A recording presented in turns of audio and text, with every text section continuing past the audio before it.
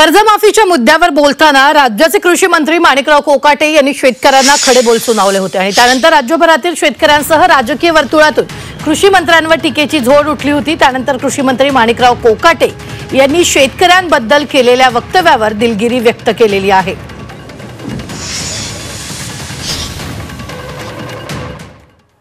आजी साहेब बोलले का कर्जमाफी होऊ शकत नाही, तो शेतकऱ्याला भेटत आपल्याला रेग्युलर कर्ज भरायचं का बरं लोकांनी भरायचं? म्हणजे रेग्युलर त्याला भेट 5-10 वर्ष वाटच पाहिजे कर्जमाफी व्हायची, तोपर्यंत काय भरायचं त्यापेक्षा बरं मला एक सांगा, आता हे मीडिया चालू आहे, मीडिया समोर असं बोलत नाही, तुम्हाला कर्जमाफी झाल्यानंतर जे पैसे येतात ते पैसे काय करता तुम्ही? शेतीमध्ये गुंतवणूक आहे 1 रुपयाच तरी? सरकार शेतीमध्ये गुंतवणुकीला पैसे देणार तुम्हाला। आता पोखराच्या माध्यमातून तुम्हाला पाईपलाईनला पैसे आहेत, इरिगेशनला पैसे आहेत, तुम्हाला क्रॉपला पैसे आहेत, शेततळ्याला पैसे आहेत, सगळ्याला पैसे आहेत। भांडवली गुंतवणूक कोण करतं? सरकार। शेतकरी करतं का? शेतकरी म्हणतो विम्याचे पैसे पाहिजे, याचे पैसे पाहिजे, मग साखरपुडे करा, मग लग्न करा।